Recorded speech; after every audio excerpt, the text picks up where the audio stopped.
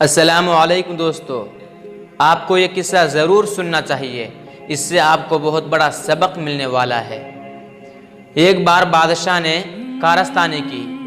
کیا کارستانی کی؟ پتہ نہیں پہلے بادشاہوں کو کوئی کام ہوتے تھے یا نہیں ہوتے تھے، یا پھر یہی کام کرتے تھے۔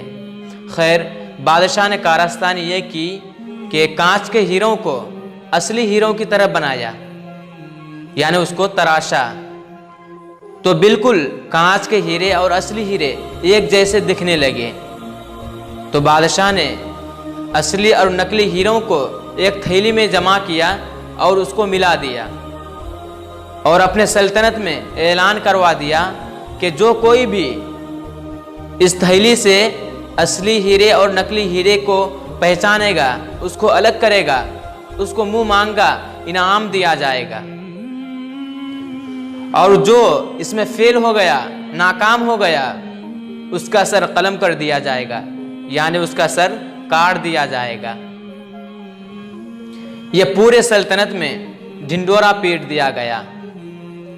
تو کچھ بڑے بڑے جوہری آئے انعام کے لالچ میں، لیکن کانچ کے ہیروں کو ایسا تراشا گیا تھا کہ وہ بالکل اصلی ہیرے جیسا ہی لگتا تھا۔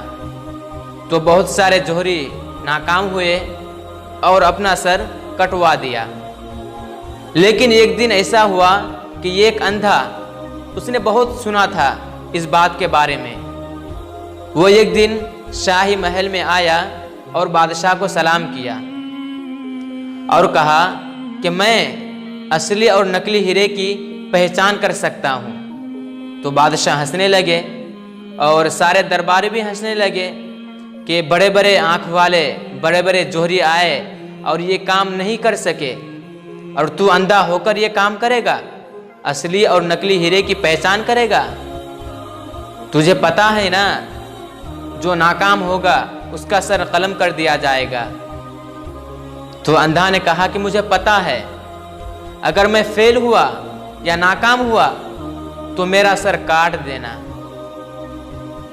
خیر، بادشاہ نے اندھے کی کانفیڈنس دیکھ کر تیار ہو گیا اور اندھے کو وہ تھیلی دے دی۔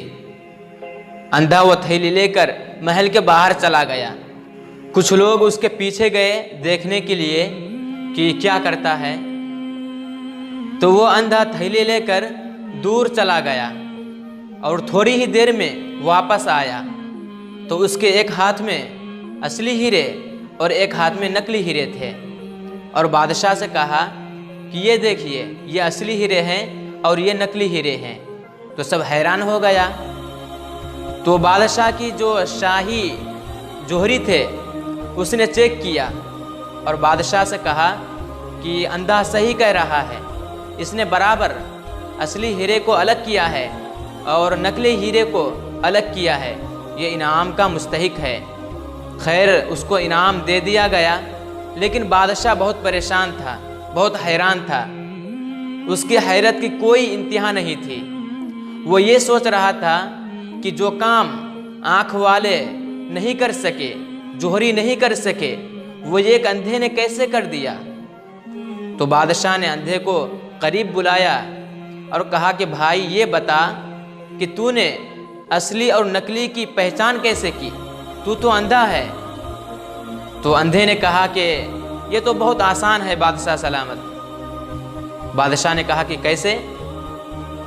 تو اندھے نے کہا کہ میں نے وہ تھیلی لے کر کڑی دھوپ میں گیا، اور میں نے وہاں جا کر تھیلی کھول دیا، اور میں نے سب پر ہاتھ رکھ کر دیکھا۔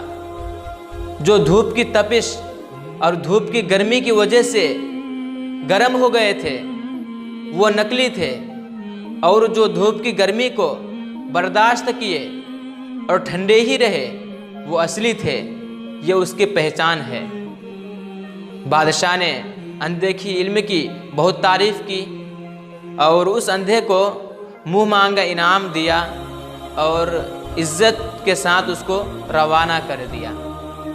اندھے کی رخصتی کے بعد بادشاہ کا غصہ، بادشاہ کی انا، بادشاہ کا غرور اور بادشاہ کی دماغ کا گرمی ساتھ ساتھ ختم ہو گیا، بادشاہ کو یہ بات سمجھ میں آ گئی کہ برداشت اور نرم مزاجی اور محبت ہی انسانیت کی معراج ہوتی ہے۔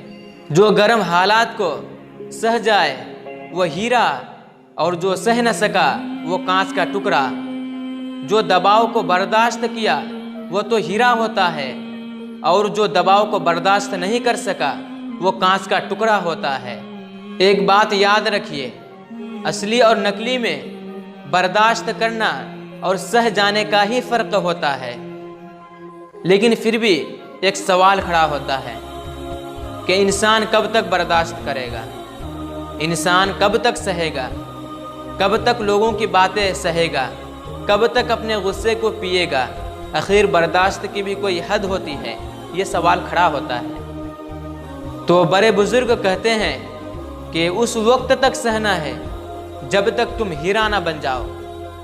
جب آپ ہیرا بن جاؤ گے، دباؤ سہ سہ کر، برداشت کر کر کے، تو پھر کوئی بھی گرمی، کوئی بھی دباؤ، کوئی بھی تپش آپ پر اثر نہیں کرے گا، اور پھر آپ اپنی طاقت کے ساتھ، اپنے اندرونی طاقت کے ساتھ دنیا کا مقابلہ کرتے رہیں گے۔